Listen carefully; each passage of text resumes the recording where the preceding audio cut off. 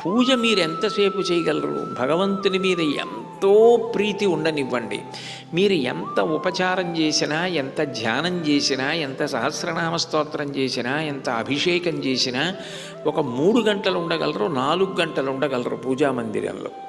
కానీ మిగిలిన 20 గంటలు ఎక్కడ ఉండాలి? విశ్వమునందే ఉండాలి. కానీ నిరంతర ఈశ్వరారాధన జరగాలి అంటే ఈ విశ్వమునందే ఉంటూ ధర్మాన్ని అనుష్ఠిస్తూ వెళ్ళిపోతున్నాడు అనుకోండి, అది ఈశ్వరుడికి ఎక్కువ ప్రీతిపాత్రమైన విషయం.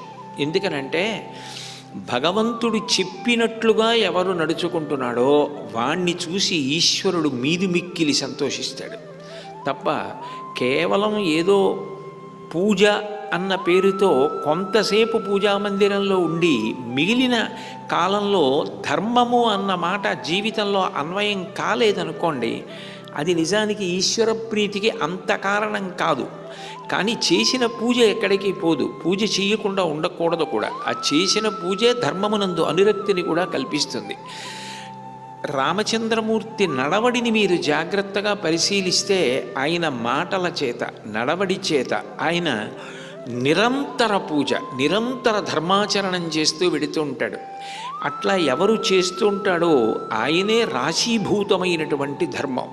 అటువంటి వ్యక్తిని చెనకడం, అటువంటి వ్యక్తిని పాడు చేయడం ఎవ్వరికీ సాధ్యం కాదు. అందుకే రామాయణంలో విచిత్రం ఏమిటంటే ఒక రాక్షసుడు నిర్వచించాడు రాముడెవరు అన్నదానికి. రామో విగ్రహవాం ధర్మ. ఈ మాట చెప్పింది వశిష్ఠుడు కాదు, సీత కాదు, హనుమ కాదు, లక్ష్మణుడు కాదు, భరతుడు కాడు, శత్రుఘ్నుడు కాడు.